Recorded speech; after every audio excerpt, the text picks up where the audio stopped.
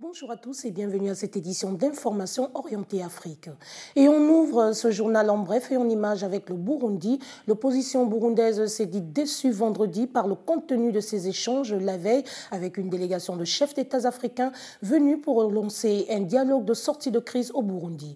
Le président Zuma a invoqué le respect des décisions du Conseil institutionnel dans un état de droit qui avait entériné le troisième mandat, puis il a également évoqué la nécessité d'un dialogue exclusif à l'extérieur du pays, sans toutefois envisager de pression sur ce pouvoir, a rapporté Nditiri. Il faut toutefois préciser que le président sud-africain est à la tête de cette délégation composée également des présidents mauritaniens, sénégalais, gabonais et du premier ministre éthiopien. On rappelle, le Burundi est plongé depuis 10 mois dans une crise politique profonde née de la volonté du président Pierre Nkurunziza de se maintenir au pouvoir pour un troisième mandat qu'il a obtenu en juillet.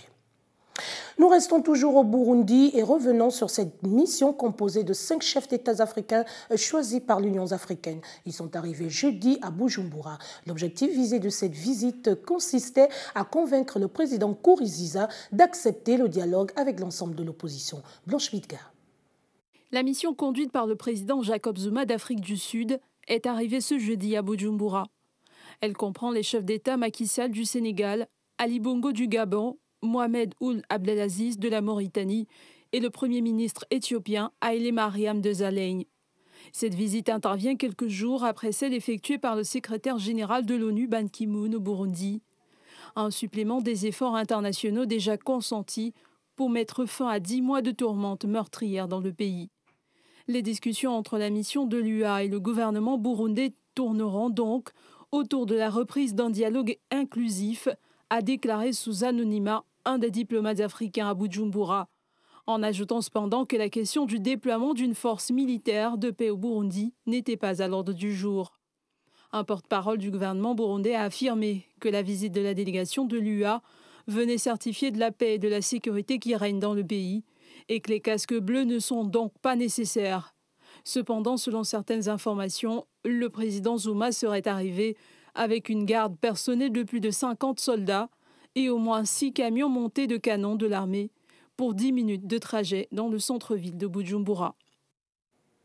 Direction la France, l'ONG Greenpeace a publié un rapport intitulé « Menaces sur la forêt africaine ». Il pointe le risque d'une déforestation destinée à favoriser la production d'huile de palme. Dans son rapport, l'ONG vise plusieurs structures. Juliette Koindo.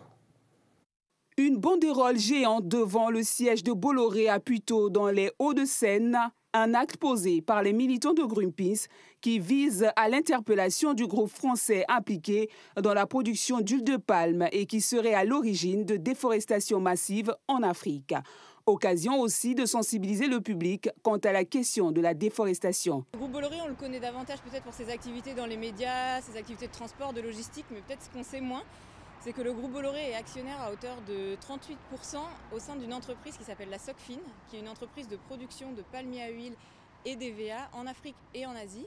Et qu'aujourd'hui, cette entreprise, elle possède des milliers d'hectares de plantations et qu'aujourd'hui, elle n'a aucun engagement pour protéger les forêts qui sont situées à l'intérieur de ces concessions. Cette déforestation concerne les forêts du bassin du Congo, le deuxième massif forestier du monde après l'Amazonie, réparti sur 6 pays d'Afrique centrale. Toutefois, Greenpeace demande aux premiers responsables du groupe d'appliquer la politique de la Socfin qui consiste à zéro déforestation. Dans le rapport de Greenpeace, l'ONG affirme qu'après l'Asie du Sud-Est, l'Afrique est devenue le nouveau terrain de jeu des industriels du palmier à huile et de l'EVA qui y convertissent des dizaines de milliers d'hectares de forêts en plantation. C'est plus de 30,2% d'enfants qui ne sont pas scolarisés au Soudan, d'où les parents luttent pour l'achat des fournitures scolaires et les repas d'école. D'ailleurs, certains enfants sont obligés de travailler pour aider leur famille et s'efforcent pour accéder à l'éducation. Retrouvons une fois de plus Judith Koindo. Au Soudan, dans la province du Darfour-Ouest, des enfants déplacés luttent pour accéder à l'éducation.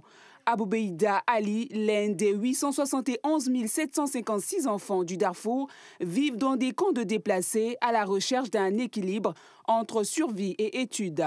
Aboubeïda Ali n'était qu'un enfant lorsqu'une milice a attaqué son village du Darfour en 2003, assassinant son père et chassant sa famille. Ses espoirs de connaître une enfance et une éducation normale se sont alors envolés. Depuis qu'il a quitté les bancs de l'école, le jeune homme travaille dans un restaurant sur la petite place du marché, niché dans les allées sinueuses et poussiéreux du camp. Contre des tâches exténuantes, il touche un salaire quotidien de 15 000 livres soudanaises, environ 1 500 francs CFA. Ce maigre revenu lui permet de maintenir ses 4 petites sœurs dans l'une des 2 écoles primaires administrées par l'État sur le camp. Rappelons que le Darfour est miné depuis 2003 par des violences entre le gouvernement de Omar el-Béchir et des insurgés qui se sentent ethniquement marginalisés par le régime de Khartoum. Selon l'ONU, ce conflit dévastateur a fait au moins 300 000 morts et près de 2,5 millions de déplacés au Darfour. Aujourd'hui, 1,4 million d'entre eux vivent dans des camps de réfugiés, dont la moitié de mineurs qui risquent de perdre leur enfance. Toutefois, pour permettre aux enfants d'avoir accès à l'éducation, le Programme alimentaire mondial fournit une assistance à près de 600 000 enfants. Et enfin, en bref et en image, un Afghan de 5 ans, fan de Lionel Messi, qui avait provoqué l'émoi en se bricolant un maillot de son idole avec un sac plastique, a reçu jeudi 2 maillots de la star elle-même. Montaza a ému l'Argentin et la toile lorsqu'on a commencé à faire circuler des photos de lui portant fièrement un sac plastique à rayures bleues et blancs censé imiter le maillot de Messi. Son père se dit simple fermier et n'a pas les moyens de lui offrir un véritable maillot. Lionel Messi, qui est un ambassadeur de bonne volonté de l'UNICEF, est passé par cette agence des Nations Unies pour envoyer les maillots à son jeune fan. C'est ainsi que s'achève ce flash d'information. Merci de nous avoir suivis et bonne suite de programme sur Canal 7, votre chaîne panafricaine.